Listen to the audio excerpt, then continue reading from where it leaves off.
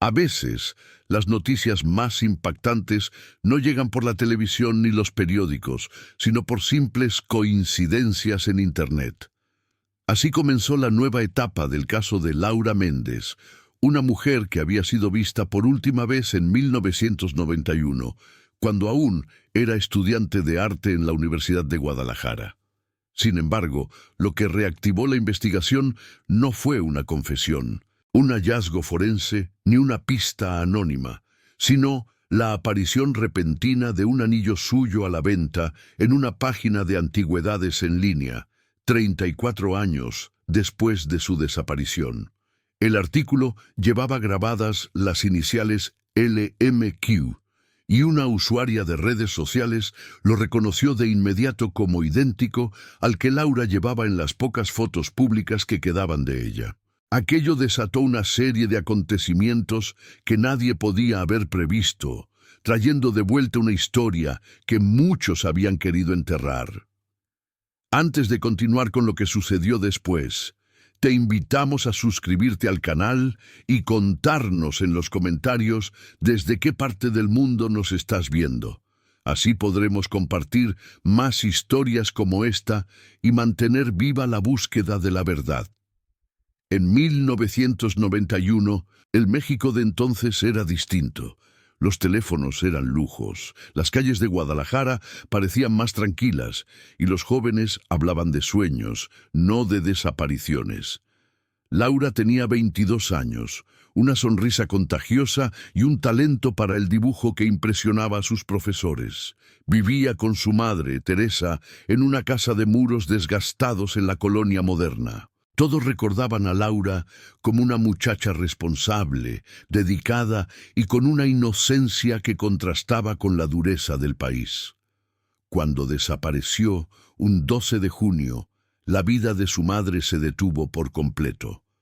Las primeras investigaciones fueron imprecisas, sin recursos ni presión mediática. Los policías archivaron el caso alegando ausencia de pruebas y falta de sospechosos. Decían que probablemente había huido por amor o rebeldía. Teresa se aferró a la búsqueda durante años. Pegó carteles, visitó hospitales y morgues, escribió cartas a programas de televisión. Nadie le respondió. Poco a poco, la historia de Laura se fue borrando de las conversaciones, como ocurre con tantos nombres en este país, hasta que aquel anuncio, publicado más de 3 décadas después, lo cambió todo.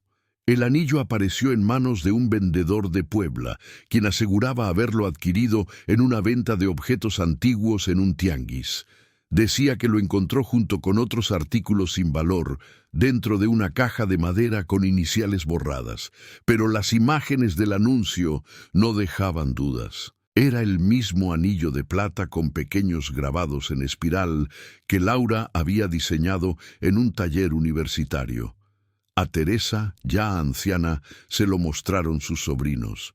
Al principio no quiso creerlo, temía abrir otra herida.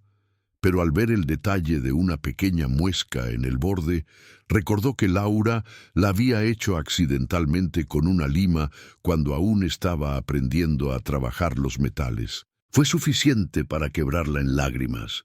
La venta se viralizó.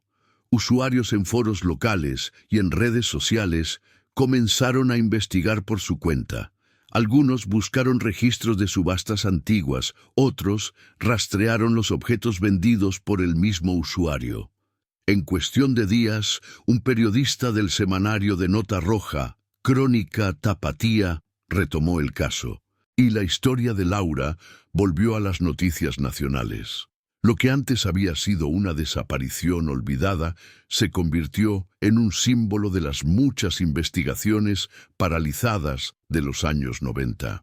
Y aunque muchos querían respuestas, lo que apareció después solo complicó aún más la trama. En los archivos policiales, un investigador joven llamado Ernesto Lugo se obsesionó con el caso. Había crecido escuchando historias de desapariciones sin resolver y soñaba con rescatar alguna del olvido. Cuando solicitó los viejos documentos, se encontró con carpetas amarillentas, fotos en blanco y negro, reportes escritos a máquina y testimonios apenas legibles. Entre ellos, destacó una declaración de una vecina que nunca había sido verificada. Decía haber visto a Laura la misma noche de su desaparición dentro de un auto blanco estacionado frente a su casa, acompañada de un hombre de mediana edad que discutía con ella. La vecina aseguraba que Laura lloraba. Sin embargo, en 1991 nadie siguió esa pista. Ernesto viajó a Guadalajara, entrevistó a los familiares, visitó el antiguo barrio y rastreó la matrícula de los autos blancos registrados en la zona en aquella época. Descubrió que uno de ellos pertenecía a un fotógrafo llamado Damián Pardo, que entonces colaboraba con proyectos universitarios de arte. Damián había sido amigo cercano de Laura, y en algunas fotografías de exposiciones viejas aún aparecían juntos, sonriendo. Él, sin embargo, había desaparecido poco después de 1992, mudándose a Oaxaca, según los rumores. Nadie supo más de él. La madre de Laura, al enterarse de este dato, recordó un detalle inquietante. Días antes de que su hija desapareciera, había llegado una carta dirigida a Laura con la caligrafía de un hombre, pero sin remitente. Cuando Teresa la encontró después, ya no estaba. Ella la guardó en su cuaderno azul, el de los bocetos, contó. Ese cuaderno también se había perdido la noche de su desaparición. Las coincidencias empezaron a formar un patrón, uno que Ernesto no podía ignorar. Durante las semanas siguientes, el anillo fue retirado de la venta en línea. El vendedor, un hombre de 60 años llamado Hugo Quirós, declaró ante las autoridades que lo había obtenido en una subasta de objetos personales proveniente del antiguo estudio fotográfico Fotoluz, propiedad de un familiar de Damián Pardo. Ese estudio había sido cerrado después de la muerte de su dueño en 1995. Cuando ingresaron al local, encontraron negativos, retratos antiguos y cajas con objetos sin clasificar. Según Hugo, la caja donde estaba el anillo no tenía documentos que pudieran ayudar a rastrear su origen exacto. Sin embargo, al revisar las fotografías contenidas en los negativos, Ernesto y su equipo hallaron varias imágenes desconocidas de Laura, tomadas en exteriores, algunas claramente fuera del entorno universitario, incluso en pueblos cercanos. Al analizarlas, notaron que en varias fotos Laura aparecía tensa, mirando fuera del encuadre, como si alguien más estuviera observando. Una en particular llamó la atención. La mostraba junto a un muro de piedra, con un número de casa visible parcialmente detrás. Al comparar la ubicación, determinaron que se trataba de una casa antigua en la colonia El Retiro, demolida hace años, pero que en los registros de 1991 figuraba como propiedad de una mujer llamada Amalia Pardo, madre de Damián. Allí, según supieron luego, se realizaban reuniones artísticas informales, pero los vecinos recordaban también gritos, discusiones y movimientos inusuales de noche. El hallazgo del anillo, que parecía una simple casualidad, había reactivado una línea entera de investigación dejada en el polvo durante más de 3 décadas, y Ernesto, cada vez más implicado, empezó a recibir mensajes anónimos en línea que le advertían que dejara el caso. Hay razones por las que algunas historias deben permanecer dormidas, decía uno. Ignoró las amenazas. Visitó archivos universitarios. Entrevistó a antiguos compañeros de Laura y finalmente dio con una mujer llamada Raquel, que en 1991 compartía clases de diseño con ella. Raquel le contó que Laura y Damián habían tenido una relación amorosa, breve y tormentosa. Él era posesivo, pero ella no lo veía venir. Se enamoró de su forma de hablar del arte, de sus ideas, dijo. Según Raquel, Laura cortó la relación semanas antes de desaparecer. La revelación añadía un peso emocional al relato. Ernesto presentó su investigación a la Fiscalía Estatal, solicitando reabrir el caso oficialmente. A Teresa, ya enferma y con la voz gastada, le prometió que no dejaría la búsqueda inconclusa. «Quiero enterrarla, saber dónde está, no importa cómo», le dijo entre lágrimas. En ese momento, lo que había sido una historia archivada en una carpeta volvió a cobrar cuerpo, olor y sonido. Sin embargo, lo que descubrió después superó todo lo que había imaginado. En los registros de propiedad de Puebla, había constancia de una bodega comprada en 1993 por una persona con un nombre casi idéntico al de Damián, pero con un segundo apellido omitido. Esa bodega se encontraba en una zona semirural a las afueras de Atlixco. Con autorización judicial, el equipo ingresó al lugar. Encontraron mobiliario viejo, cámaras fotográficas y en un rincón una caja de madera con iniciales talladas, LMQ. Dentro, además de un cuaderno azul deteriorado, había varias hojas con dibujos a medio terminar, en cartas sin firmar y un mechón de cabello envuelto en un papel. Ese hallazgo cerró una brecha entre el pasado y el presente que la ciudad había olvidado. La investigación tomaría meses más y revelaría secretos que implicarían a más de una persona del entorno académico de la época. Pero ya nada era igual. Un simple anillo había desenterrado una verdad oculta por más de 30 años, dándole voz a una historia mexicana de amor, poder y silencio, marcada por la violencia del olvido. Desde aquel hallazgo en la bodega de Atlixco, la investigación tomó un nuevo rumbo lleno de contradicciones, silencios y verdades fragmentadas que retumbaron en el tejido social del caso de Laura Méndez. El cuaderno azul, ese tesoro maltrecho pero invaluable, reveló en sus páginas no solo bocetos artísticos, sino también notas personales que mostraban a una joven atrapada en una telaraña emocional. En él, Laura había plasmado sin pudor sus sentimientos encontrados, dibujando lugares donde se sentía libre y otros donde percibía el miedo como una sombra constante. Un pasaje en particular destacaba. Describía una fiesta en la que alguien, sin nombrarlo, la había hecho sentir incómoda, un preludio a la tormenta que estaba por desatarse. Esa señal invisible, ese grito en la oscuridad, parecía querer decir que su desaparición no fue un accidente ni una huida voluntaria. Ernesto Lugo, ya involucrado a fondo, visitó nuevamente a Teresa Consolación, la madre de Laura, para contarle sobre estos nuevos indicios. Teresa, aunque envejecida, mantenía una fortaleza férrea, pero aquella vez, al escuchar la lectura de los fragmentos, no pudo ocultar un sollozo que parecía desahogar años de angustia reprimida. Mi hija estaba pidiendo auxilio y nadie la escuchó, murmuró, tocando las páginas amarillentas. Mientras tanto, en las calles estrechas y polvorientas de Atlixco, donde se ubicaba la bodega, los vecinos recordaban al hombre que había comprado el espacio, un tal Damián, un desconocido para esos lares, que vino y se quedó sin involucrarse mucho con la comunidad. Algunos susurraban que el hombre había sido alguien con problemas, otros que era demasiado reservado.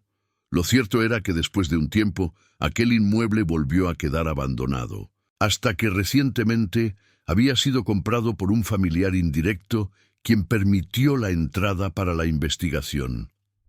La Fiscalía, impulsada por la presión pública, organizó un equipo multidisciplinario que incluía expertos en documentos antiguos, grafólogos, antropólogos forenses y psicólogos, para examinar las cartas, dibujos y el mechón de cabello encontrado. El análisis genético confirmó que el cabello pertenecía a Laura, lo que fortaleció la certeza de que esos objetos habían estado en sus manos no mucho tiempo antes de su desaparición. Un examen minucioso del cuaderno mostró que había manchas de una sustancia que parecía ser humedad mezclada con tierra, lo que sugirió el posible traslado de esos objetos a un lugar con esas condiciones antes de llegar a la bodega. A partir de ello, surgió una hipótesis. ¿Y si alguien cercano a Laura había guardado esos recuerdos, consciente de que podían ser una clave para descubrir la verdad, pero temiendo las consecuencias? Pero el camino para descubrir qué había pasado aquella noche de 1991 se volvió aún más oscuro cuando Ernesto encontró que los registros policiales mostraban ciertas anomalías. Faltaban informes de testigos y a varios agentes que entonces participaron en la investigación inicial se les había ordenado no hablar del caso bajo amenaza o soborno.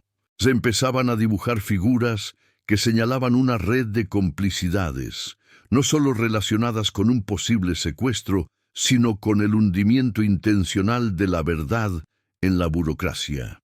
Uno de los contactos de Ernesto fue un antiguo policía llamado Julio Ramos, quien tras varios meses de negociación accedió a hablar bajo condición de anonimato. Julio confesó que había sospechas de que Damián Pardo, el fotógrafo, mantenía vínculos con una red de influencias dentro de universidades y galerías y que había recibido amenazas para no revelar ciertos aspectos del entorno artístico y social de aquel momento. Además, mencionó que Laura podría haber tenido conocimiento de información incómoda y que su desaparición podría haber sido un silenciado forzado. Esa revelación pondría en jaque a figuras poderosas de la escena cultural tapatía de los 90, quienes evitaban ser señalados en cualquier investigación. La verdad, como suele ocurrir en México, parecía ocultarse bajo un manto de miedo e indiferencia, donde denunciar equivalía a exponerse a una caída libre sin red. Aún así, la búsqueda no se detenía porque, para Teresa y para Ernesto, cada pista era un rayo de esperanza. Con el avance de la investigación, se encontró un diario escondido en una antigua caja de archivo en la Universidad de Guadalajara, que pertenecía a Raquel, la amiga de Laura.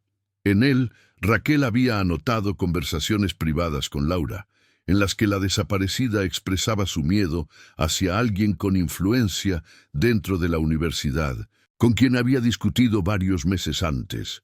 Pidió a Raquel no involucrarse, pero le confesó que estaba decidida a denunciar, a pesar de las amenazas anónimas. Ernesto comprendió que ese alguien podría ser la clave para resolver el misterio. Enseguida, y con mucho cuidado, se enfrentó a los posibles sospechosos.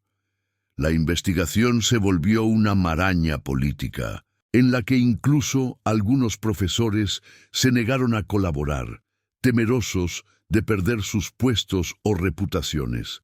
Sin embargo, algunos estudiantes, veteranos y testigos comenzaron a desclasificar secretos bajo la condición de mantener el anonimato, haciendo emerger testimonios sobre abusos de poder que habían marcado ese periodo.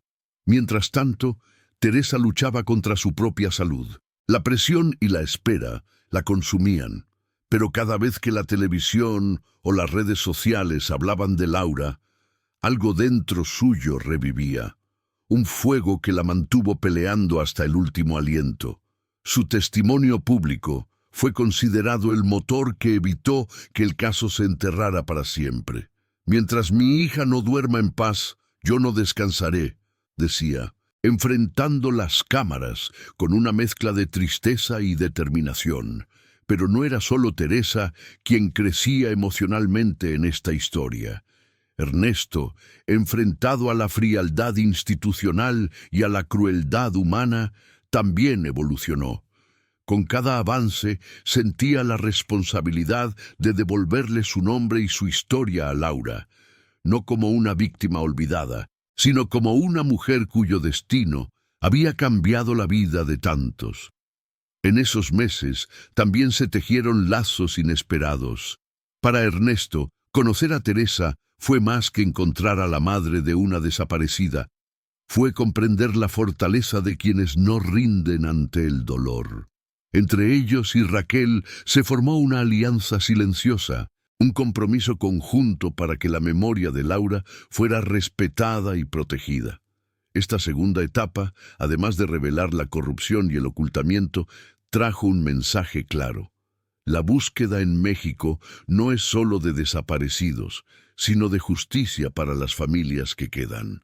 Cada objeto, cada carta, cada historia debe ser escuchada porque detrás hay una vida humana que merece ser reconocida. El caso también llamó la atención de organizaciones no gubernamentales dedicadas a la defensa de derechos humanos, quienes promulgaron que el Estado mexicano debía garantizar la protección de denuncias y el seguimiento riguroso de investigaciones para evitar que casos como el de Laura se perdieran en el olvido. A través de conferencias y foros, el nombre de Laura se volvió un símbolo de la lucha contra la impunidad. Pero a pesar de los avances, la máxima pregunta seguía latente y sin respuesta definitiva. ¿Qué le había sucedido exactamente a Laura Méndez aquella noche? Para responderla, había que ahondar más, buscar en memoria de testigos y enfrentarse al pasado sin miedo. Ernesto decidió que el siguiente paso era visitar el pueblo natal de Teresa y Laura, una comunidad pequeña al norte de Jalisco, donde las tradiciones familiares y vecinales incluían relatos que, quizá, ayudarían a iluminar los rincones más oscuros de la historia. Allí, conversó con ancianos que recordaban una polémica desaparición en los periódicos locales y algunos detalles que el expediente no había recogido. Lentamente, pieza por pieza, la verdad comenzaba a tomar forma. El pueblo al que Teresa y su familia regresaban con frecuencia a pesar de vivir en la ciudad se llamaba Santa Rosa de Ocotlán, una pequeña comunidad enclavada en las montañas del norte de Jalisco. Era un lugar donde el tiempo parecía transcurrir más lento, con calles empedradas, casas de adobe con tejas rojas y plaza central rodeada por una iglesia del siglo XIX. Pese a su apariencia tranquila, Santa Rosa tenía sus propias historias silenciosas de ausencias, secretos y memorias que se transmitían en susurros entre las familias. Al llegar al pueblo, Ernesto fue recibido con una mezcla de curiosidad y recelo. Para los habitantes, la búsqueda de Laura, una joven que no era originaria del pueblo pero ligada a una familia local, era como remover un terreno sagrado que muchos preferían dejar intacto. Sin embargo, la figura venerada de Teresa, respetada por ser madre luchadora y mujer de fe, le abrió algunas puertas y corazones. Durante varias semanas, Ernesto recorrió la plaza, el mercado y las calles donde los vecinos compartían relatos que se mezclaban entre verdades evidentes y secretos susurrados. Los ancianos hablaban de aquella desaparición no como un evento aislado, sino como un dolor colectivo. Recordaban que, en 1991, la noticia circuló con fuerza, pero fue rápidamente opacada por otros hechos más violentos de la región. Había rumores sobre peleas entre familias, presencia de grupos armados no identificados y un aire de miedo generalizado. Uno de los momentos más reveladores ocurrió durante una conversación con doña Lupe, una mujer que había sido vecina íntima de Teresa. Doña Lupe recordó haber visto a una camioneta oscura rondando la calle principal la noche de la desaparición. No hablamos mucho, pero había sombras que no querían que se buscara a Laura, confesó con voz temblorosa. Esa sombra parecía una metáfora y realidad a la vez, porque quienes hablaron de más comenzaron a sentirse observados y amenazados.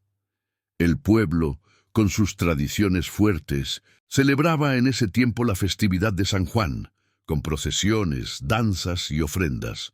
Según algunos relatos, Laura había asistido a una de las celebraciones, mostrando una sonrisa radiante, los últimos momentos de felicidad antes de desaparecer.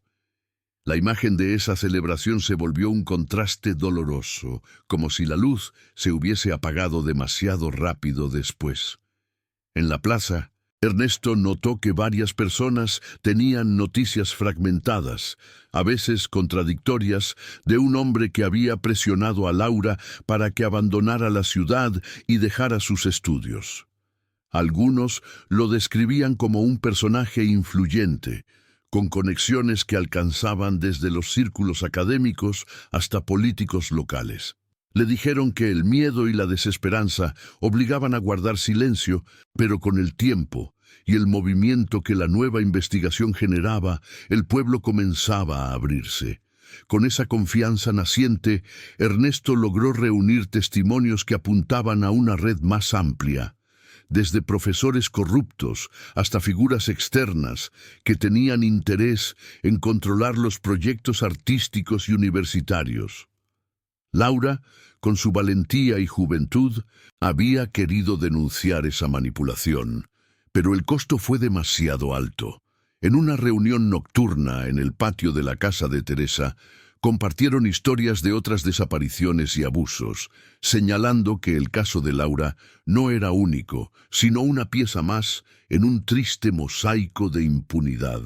En paralelo, la tecnología permitía ahora nuevas vías para la investigación. Ernesto utilizó técnicas modernas de análisis de datos y redes sociales para rastrear conexiones entre antiguos alumnos, profesores y personas vinculadas con Damián Pardo. Encontró patrones de exclusiones, amenazas y expulsiones que décadas atrás habían silenciado generaciones enteras, pero que ahora comenzaban a salir a la luz en documentos oficiales y testimonios digitales. Una noche, mientras revisaba documentos en la casa de Teresa, Ernesto encontró una carta jamás entregada que Laura había escrito para su madre. En ella, Laura describía su miedo a ser silenciada y la esperanza de que algún día alguien revelara la verdad. «Si no vuelvo, por favor, no dejes que esta historia muera», decía con letras temblorosas. Esa carta se convirtió en un símbolo, un testamento de la lucha que se mantenía viva a pesar del tiempo. Teresa, cada vez más débil de salud, acompañaba a Ernesto en varias de estas visitas al pueblo y a lugares donde creían que podrían hallar más pistas. Juntas, madre e investigador, representaban la resistencia frente al olvido y la negación.